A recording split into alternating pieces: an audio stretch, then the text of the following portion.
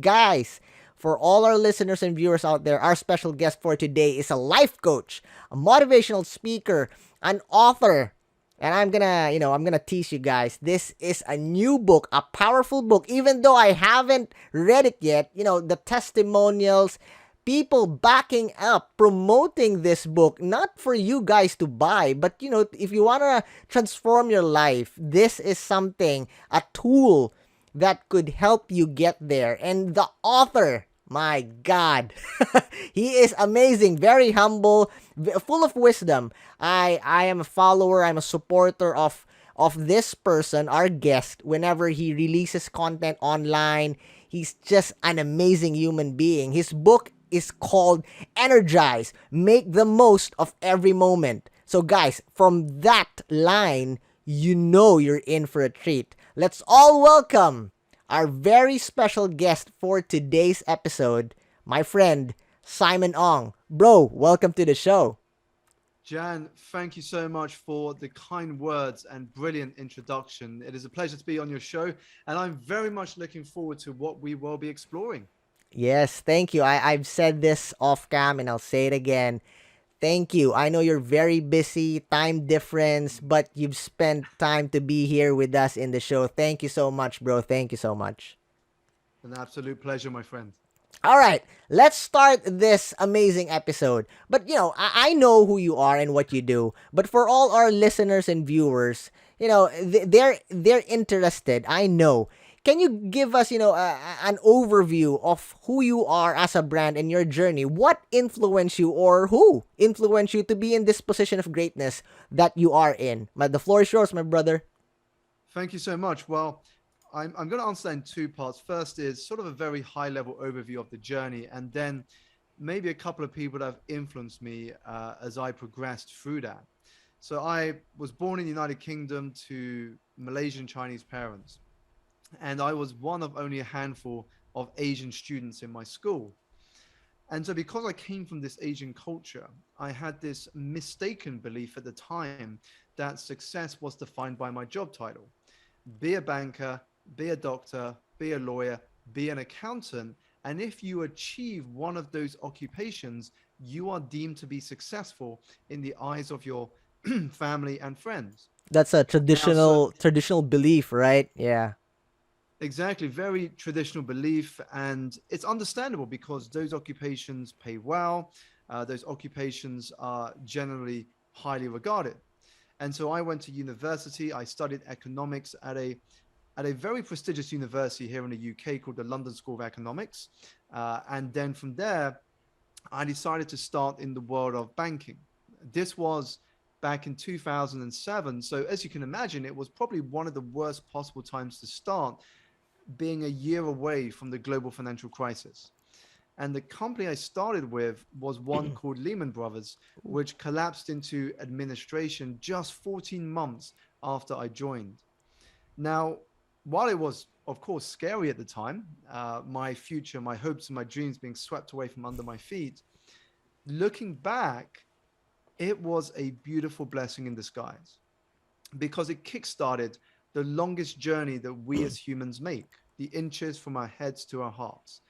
Never an easy journey, but the most important and fulfilling that you will ever embark on. And that led me to the great work that I get to do today, which is working with clients to help them see a world of possibilities, to awaken their imagination of what is truly possible so they can live a better story. Delivering keynote talks, motivational talks at some of the planet's most successful companies, the likes of Salesforce, Google, Canon, DocuSign, and Virgin. And more recently, as you noted in the introduction, Jan, was writing my first book during a period in which the world was in lockdown. Over the last 2 years, from 2020 to now, I have been in the background writing my first book, detailing some of the principles, the habits, and the insights that have helped me become who I am today. So that's my journey in a nutshell. In terms of people that have influenced me, at the beginning, I would say it was a lot to do with my mum and my dad. My dad taught me the value of hard work. My mum taught me the value of being helpful to others. In fact, on being helpful to others, what I took from that is that our value as a human being is determined by how much more we have given to the world than we have taken from it. Wow. Wow. We're still in the first part, and I could see the parts that we can use. I mean, it's an amazing story, Simon, and I can really see, the process, your Mm, journey in that brief explanation. Wow, I'm just amazed because it's hard. The people can only see the top of the iceberg, who you mm, are right now. But you gave us a glimpse of your story, and I don't know, maybe mm, it's just me, but I can see the struggles, the challenges. mm. Let me throw this question first before we dig into the topic. What was the greatest challenge you encountered before, when you were starting your Sure. journey? Well, the first thing I would say is that I still encounter challenges. I just think that every next level of your life, you are always going to experience challenges. They'll differ, but you will always experience challenges. In fact, challenges are an inevitable part of life. But it is how you approach them and respond to them that determines your trajectory tomorrow. So for me, one of the greatest early challenges that I faced was when I was 19 years old. At 19, I was called to the headmaster's room at school. And now the only reason you would be called to the headmaster's room at school is if you behaved badly or Yeah, you were going to get told off by the headmaster and right. something serious had to be addressed. Mm. And so I remember sitting in the headmaster's office and he spoke to me and he said to me, Simon, I want you to take the rest of the week off work. And I started to wonder why, what I had done. And in the corner of my eye, I saw my dad entering reception Oh man. through the door window. And at that point, I realized it was far worse than just bad behavior. Right. And so the headmaster said to me, I I want you to take the rest of the week off school because your mum has had an unfortunate accident Oof. and she has slipped into a coma and the hospital staff don't know if she will make it. And so my dad took myself and my brother to the hospital to be next to her bedside. And a few days later, she passed away. Wow. And so in the weeks after, we were organizing her funeral. I was 19. My Mm. mum passed away at the age of 49, didn't even reach her 50th birthday. Mm. So she didn't see her two sons go to college, Right. meet their girlfriends, Mm. and create the life they've now created. And so for me, that was my first great challenge, was dealing with loss from someone so close at such a young age.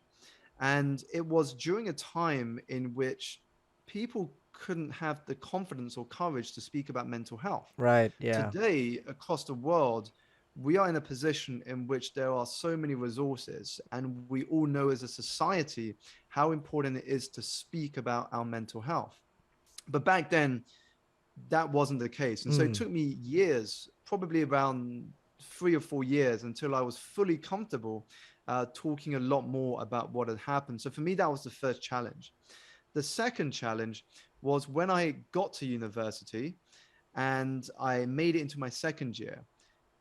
When I finished my exams in the second year, I remember opening the website to check my grades that summer after Mhm. I sat the exams, seeing that I had failed 3 of the 4 subjects, Wow. which basically meant that I had to resit my second year. And so a 3 year degree became a 4 year degree. Now, Jan, can you imagine what it was like having to come home to tell my Chinese father that I'd failed a year at university and had to resit a year? That's a bad feeling. that was a that I, was a I, I very I would challenging moment I for me. would know because I was there in that situation before. That was like the longest travels. Like, ooh. Totally, totally. It was challenging, not just from having to discuss it with him, but Yeah, also yeah.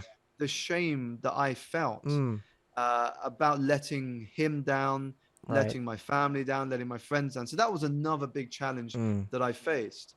And then my most recent greatest challenge has been writing this book, Energized, Yeah.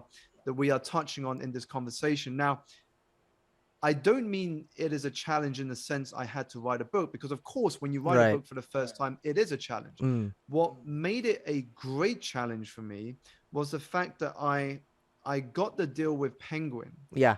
a couple of months after I became a parent for the first time. Ooh. So let me Okay. just paint the picture. So your task is to write a 65,000 word book while raising a newborn child in lockdown, in which none of your families are around to help support you Right. because they are living abroad, and you are running a business that has to adapt because the world is now facing its biggest threat from this viral pandemic. Right.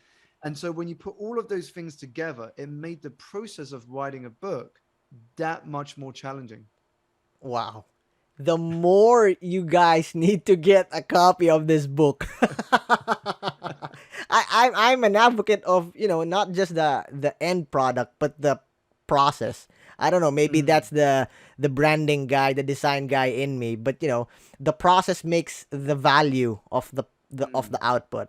It's arguable, but for me, the reason why there's things that are expensive is because of the process that it took to make that. The people that spend their wisdom, their talent, mm, in everything.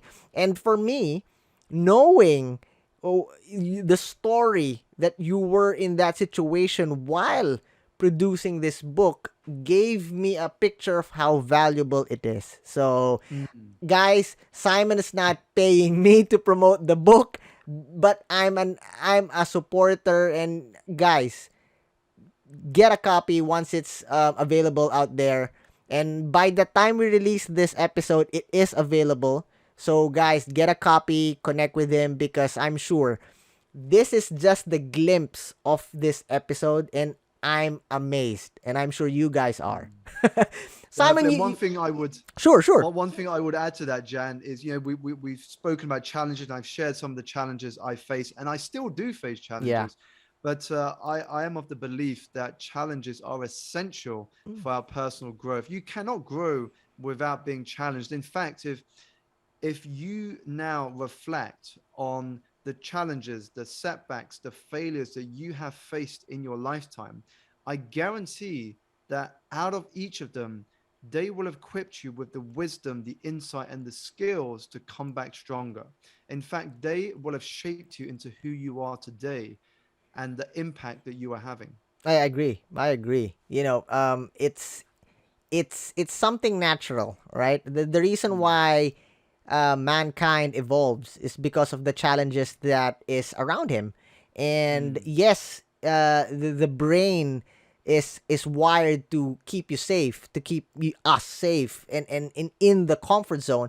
But there's a bad thing there, because you won't grow. You won't, mm, be a better version of yourself. And it's not easy. It's easier said than done. And it mm. involves emotion, and when that comes into play, it messes everything. But yeah, I totally agree with what you're saying. And you mentioned, while you were saying your story, you mentioned the word how, there's a part there, how you react, how you Mm, deal with the situation. May it be, like what you've said, a loss in the family, mm, academic or business, or even the world, like what we're mm, experiencing now with this pandemic.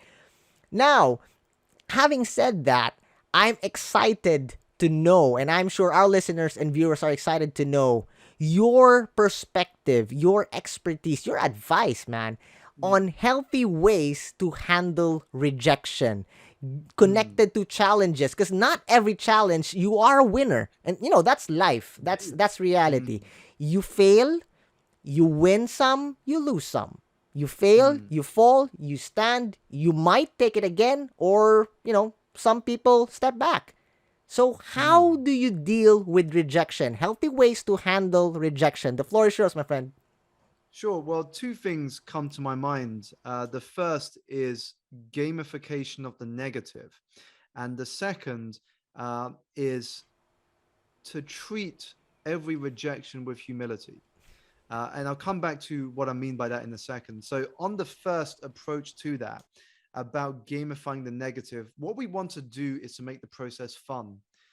Many of us, when we think about rejection, of course, it's not fun because you're given a no, you're told you're not wanted, you're not needed, and they don't want you to be part of their plans. But if you can turn that process into something fun, and we as humans, we love things to be fun. The more fun something is, the more we want to do it. So, one trick on how you can gamify the process of rejection is by giving yourself a challenge. We love challenges.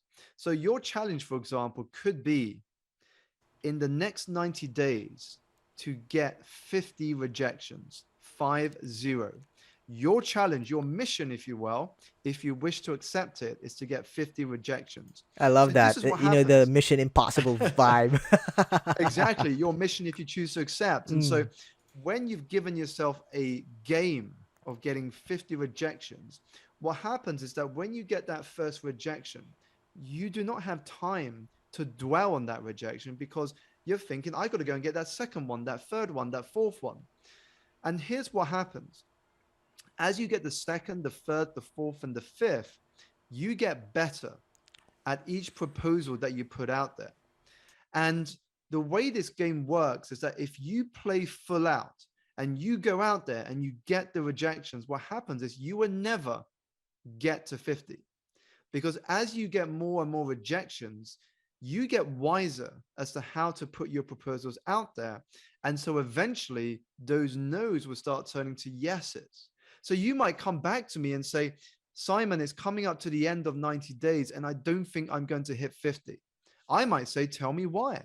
And you will excitingly say, because I am now on my fifth yes. Whoa, Because you are love that. starting to get yeses. So what you're doing here is, again, just extract the concepts. Number one, you are gamifying the negative. And number two, you are giving yourself a challenge so that you're always focused on the next thing rather than dwelling and living in the past. So that's the first approach I would say. Gamify the negative, make it fun, turn it into a challenge. The second, Simon, before you jump on the second point, sure. let me just say, wow. No, really, wow. The concept that is involved in that point is like amazing. I was about to say, what if I reach the 50th challenge, the 50th number? And then when that thought came inside my mind, you said that you will not reach that because by the process your mind will be transformed already. Wow. So Definitely, that's definitely. amazing, And man. just to share with the listeners a practical way of how I still do that now Mm. is when I was putting together the endorsement list for the book, I was thinking, let's go out and get as many rejections as I can. Let's aim for people that I would normally think would tell me no. The biggest names on the planet. Let's just send out an email message. And I went through my list and went send, send, send, send, send. And I would just wait to see what happened. And the more I put out there, the greater the chance is that at least a couple of them will come back and say yes. But you've turned it into a game. You've asked yourself, well, how big can I go? How many people can I ask? And let's see what they say. Because actually, the biggest obstacle many of us face is simply putting ourselves out there, simply showing up, simply sending an email, a message, a voice note, a video. Because many are afraid to ask. But if you never even try, the answer is always no. Love that, man. Love that. I, I can't contain myself. And, you know, if you don't try, let me just support that. Last note there. If, you know, not trying at all is worse than trying and getting rejected, right? At least you give Mm, it your all and you get mm, rejected. You have a data and you can analyze what went wrong, right? And so you can mm, do it again. But if you didn't do the jump in the first place, now, you know, that could bite you in the long run. That's regret. mm, That would, you know, I had a lot of clients before that dealing with regrets in their life that they never tried it, they never did that, they never did that investment, or that's a very difficult spot to deal with when, regret, and that really robs you your life. So I love what you said. Simon, we're ready for the next point. I'm so energized. So the second one is having the humility to be an eternal student. Now, here is what I mean by this in a practical sense. Many of us, when we get rejected or we get told no, or something does not happen the way we want, we take it too personally. We think that it is a hit to our pride, and that is ego speaking. Ego says, why me? Ego says, I should have got that opportunity. Ego says, they don't know what they're missing out on. But if we were to transition our focus away from ego to humility, then what is happening is that we are seeking the lessons from everything, and we are learning from every experience rather than giving up after a rejection. In effect, what's happening, Jan, is that we are embracing the mindset of not just an eternal student, but also a scientist. And to a scientist, there is no failure, because when a scientist conducts experiments, they're observing, they're reflecting, they're taking down their notes, and then they experiment again and again and again. So, what you want to do is you want to see life as a series of experiments. Whenever something doesn't work out, don't think of it as a failure. Don't think of it as a rejection. Just stop, pause, and then write down what went well, what could be better, how could I make it different next time. And if you focus on that, what is happening is that you are putting growth front and center as your focus. And that means each time that you come back stronger. Wow. That's like knowledge bomb after knowledge bomb, Simon. I'm amazed. I learned a lot. Wow. And that's only 2 points. Guys, imagine a full version book. Simon, so much learning in 2 points. Can I add one more? Can I follow up Go with for it. what? And Yeah. then we can make it free. Right. So, what's your takeaway? A takeaway tip for all our listeners and all our viewers that are having issues or problems or challenges with rejection. Because, especially now, I always say this, that this show, this podcast is authentic, and we're always basing it by, what's really happening in Mm, reality. And reality is, there's a lot of our brethrens out there all over the world suffering from rejection. May it be, mm, in different scales, but still it's rejection. Rejection from someone they love, rejection from a business venture, rejection in applying for a job, or even rejection in household, community, things like that. What is mm. your power tip for them to take away? Before I share my power tip, I'm going to give context to my power tip. And that is, first of all, you must understand that each of us, we are simply living in the feeling of our thinking, moment to moment to moment. Our thoughts design and create our reality. Now, what that means in reality is that there is no one reality. There is only customized reality. So the way you interpret an event would be very different to the way I interpret an event. Now, how is this useful for you in terms of a practical tip? Well, once you know this and once you appreciate it, you begin to understand that through our thoughts, we create our reality. So that means at any given point, you can choose a different set of beliefs. And all that beliefs are things that are made up by other people. The belief that I had about the educational system was a result of the beliefs my parents had. A belief that I had about my career was a result of what society believes. And so our beliefs are simply a collection of ideologies that more often than not have been made up by other people.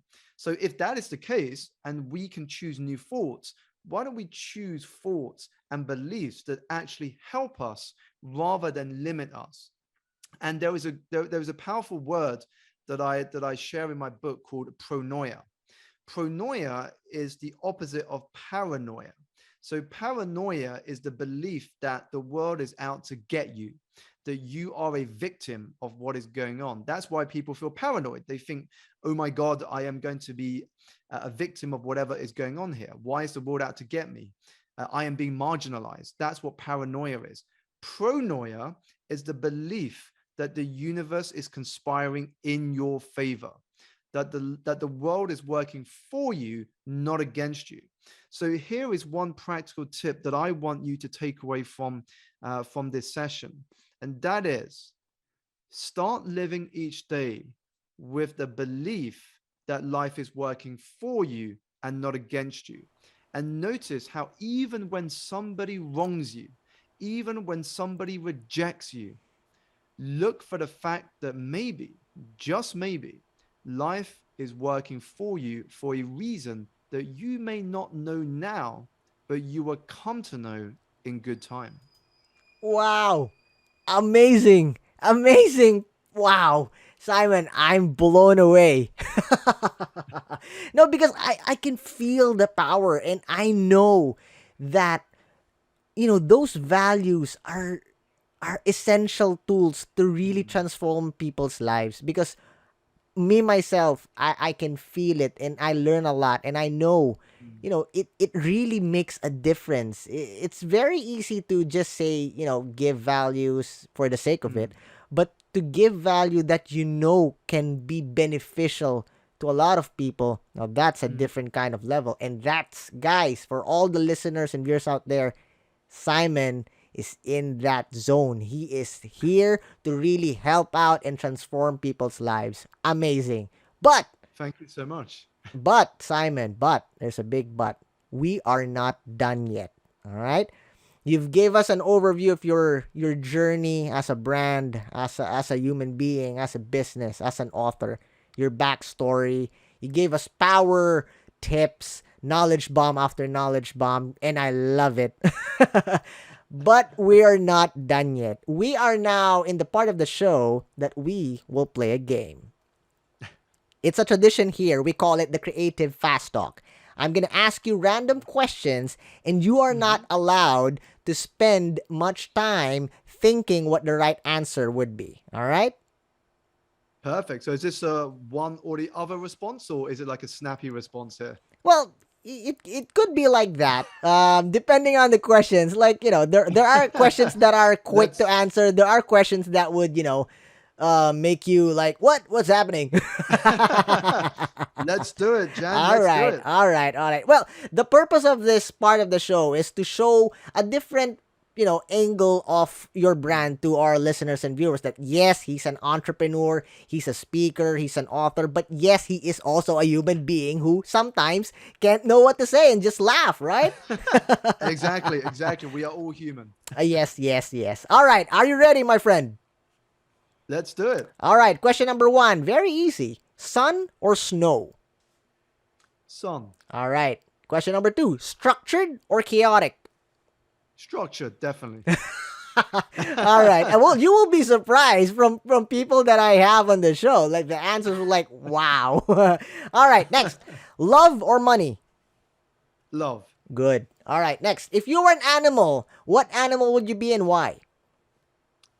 For me, it would be dog, just Okay. because I think dogs have a fantastic life. Okay. Okay. Okay. Okay. No wrong answer here. Next question, Simon. Popcorn and movies or dinner and dancing? Popcorn and movies. Okay, since you answered that, there's a follow-up question. Name your top 3 movies of all time. Top 3 movies of all time. Oh, this is a good one because I love film, Jan. I love the cinema. My first would definitely be Inception, Oof, directed by Christopher love Nolan, that. starring I Leonardo love Christopher DiCaprio. Nolan, yeah. Fantastic film. I think for me, that's one of his best works. Yeah. The second film I would say would be The Grand Budapest Hotel Mm, by the director Wes Anderson. love it. Uh, Wes Anderson has a very particular way of making Yes, films. yes. And I think The Grand Budapest is, for me, one of the best demonstration of his work in action. And the third one for me would be another Christopher Nolan film, The Dark Knight, Oh, the man. second in the series of the Dark Knight trilogy. Wow. Can you see that? Yeah, I can see it in the background. and that But and that. actually, yeah, now that I'm seeing that in the background, I thought Mm, a great sort of bit of insight for your listeners is if you like superhero films, mm, if you like the Marvel films, the DC comic films, yeah. here's one observation that I took from them, which I think is powerful for us to apply in our life, Mm, is that many of us go through pain in life. If you look at Bruce Wayne, he lost his parents at a young age. He became an orphan. yeah. That was his pain. The Joker, Mm, the enemies of Batman, the enemies in the other Marvel films, they mm, all have gone through some pain. Yet, what differentiates the hero and the villain is their response. The hero will have pain put upon him or her, and he or she will say, because this happened, I am never going to let this happen to someone else. The villain will say, because this happened to me, I am going to take revenge. right.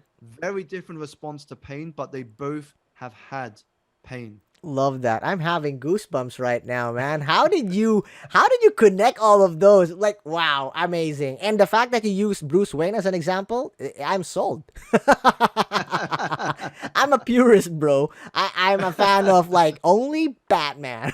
But that's why I like Batman too, Oh, Jan, see? because See? he has no special powers, right? Yeah, yeah. He's someone who is like you and I, except he has money, I guess, which is his closest to a special Right. power. Yeah. But yet he is putting his life on the line every day for what he believes is the right thing to do, Mm. i.e., justice.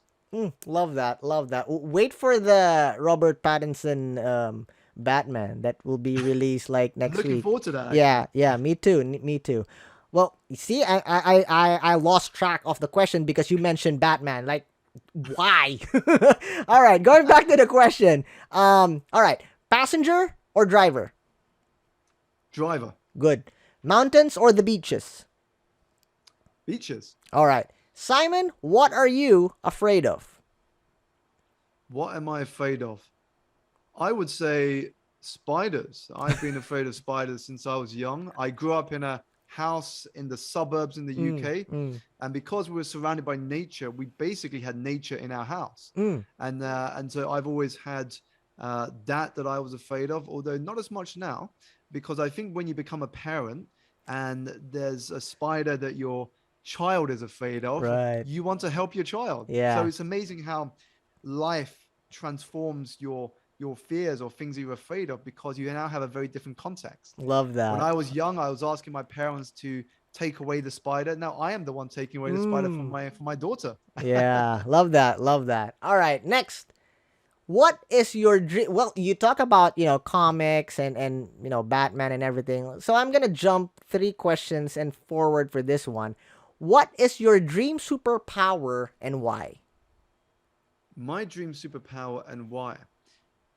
I guess it is to be able to hear what people are thinking deep inside the mind. You know, like Professor X Yeah. Yeah. I in was about to say X-Men. that. Yeah. Because there's a lot of people that I hear say something on the outside, but I know they're thinking something different. Mm. So I think in order to really understand what someone is going through, to understand their inner thinking, allows me to help them in a far more powerful way. Ooh, but that's difficult power to possess. Charles Xavier, which by the way, Patrick Stewart, I met him, in Amazing. a Dubai Film Festival back in I don't know 2020 something. I forgot, but yeah, he's just an amazing Mm, human being. Um, you know, Charles Xavier is not actually amazed by his powers because you mm. can hear everything, well, until he controlled it, yeah, but Yeah. imagine hearing all the thoughts in millions of people.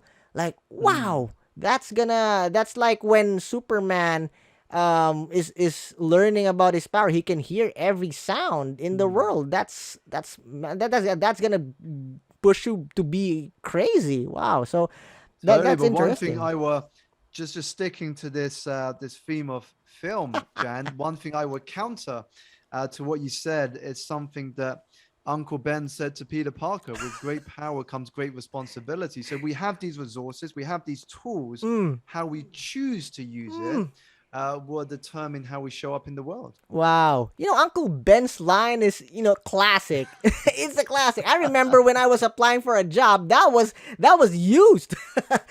For me, he should be an Avenger. So love that. All right, next question, Simon. What is something always inside your bag when you were a kid? When I was a kid, something that was always inside of my bag, probably food.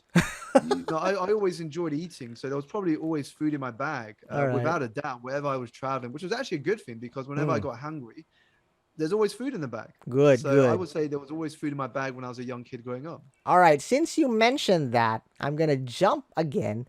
What is the weirdest food you've tried?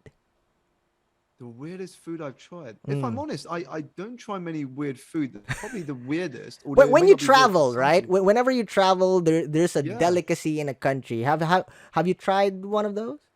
Yeah, I would say the weirdest I've got is probably chicken feet. That's probably the weirdest I've got. I know not many people have that, but for me, I actually quite like it.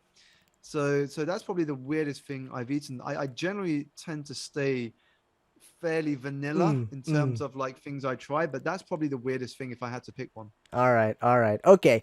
Now, this last question can lead into something serious, depending how you take the question. Although I have something in mind, what your answer would be. All right. If you have the power, I may be wrong. If you have the power to bring back someone back from the dead, who would it be and why? Anybody. Sure. Well, I think the obvious answer will be my mum. And that is because she never got the opportunity to see me go to college, to see my wife, to see her grandchild, to see me do something that I love, to see me become a published author, to see me speak on stages. So I think that would be, for me, the obvious choice. Love it, love it. And I'm sure she is very proud and she loves you so much, Simon.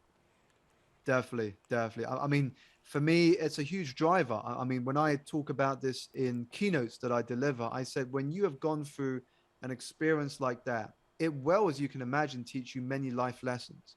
But for me, the major life lesson that stood out was two words: don't wait. Don't Ooh. wait. Now, if we embrace those two words fully, it can become the antidote to regret and the two words that set us on the path to fulfillment. That's how powerful those two words are: don't wait. Because I think that so many of us are living in this very tragic circumstance of living as if we're never going to die and then dying having never really lived. Wow. Man, I'm blown away. Thank you for, sharing those wonderful insights, backstories. Are you a fan of like superheroes or a comic or toys or something like that? Yeah, I mean, I love superhero films. To be honest, I love all style of films. In fact, more recently, I've got really into the Asian cinema again. The last time I was into Ah, Asian cinema was back in university, but more recently, with the rise of like Netflix yeah. and all of these streaming services, it's making Asian cinema far more accessible again. Mm, And I think that's a good thing. That's a good thing. And so for me, superhero films are great, especially when they're well done, yeah. because many superhero films can be very formulaic Right, and right. very similar. And so when you've got a really good superhero film done well, for me, it's fantastic. Wow, there you have it, guys. Amazing, amazing, amazing Simon Ong here giving, power tips, knowledge bomb after knowledge bomb, having fun with us. And, we discovered that he's into film, comics, a Batman fan. So, thank you so much, my friend. I know you have, the book release, social media Mm. accounts, events. Please promote it. The floor is yours.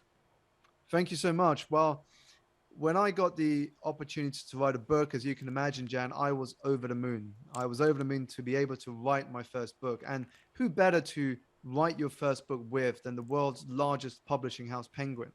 So the name of the book is called Energize. It is out from 21st of April 2022. And you can pre-order your copy now from getenergizebook.com. That's GETENERGIZE BOOK.com. And within the book, what you will find is a little bit more about my journey, but also how when we work on transforming our energy from the physical, mental, spiritual, and emotional, we can transform the way we live and the way we work. Wow. Guys, again, connect with Simon. You please promote where can they find you? Social media accounts, your Yeah, sure. website, yeah. So my website is simonalexanderong.com. I am on all the major social media platforms: YouTube, Twitter, Instagram, LinkedIn. But the two I use the most, if you want to send me a message or connect, is Instagram. My handle is at Simon Alexander O, or LinkedIn. So if you connect with me there, send me a message if you have any questions or thoughts from this session. I will be more than glad to hear them. There you go, guys. Amazing. Simon Ong, please connect with him. I'm sure he can help you in your journey towards success. My friend, Simon, thank you so much for being an awesome human being. You are a blessing. Thank you, and thank you so much, my friend. Jan, thank you so much for having me on. So grateful, and can't wait to share this with the world. All right, so guys, I hope you enjoyed, you learned a lot, and you had fun with us because Simon here gave us a lot of values, laughs, and insights about film life, and he's just amazing. Thank you guys for tuning in. Thank you, Simon. Always remember, have a positive outlook in life. Smile. God bless. Bye.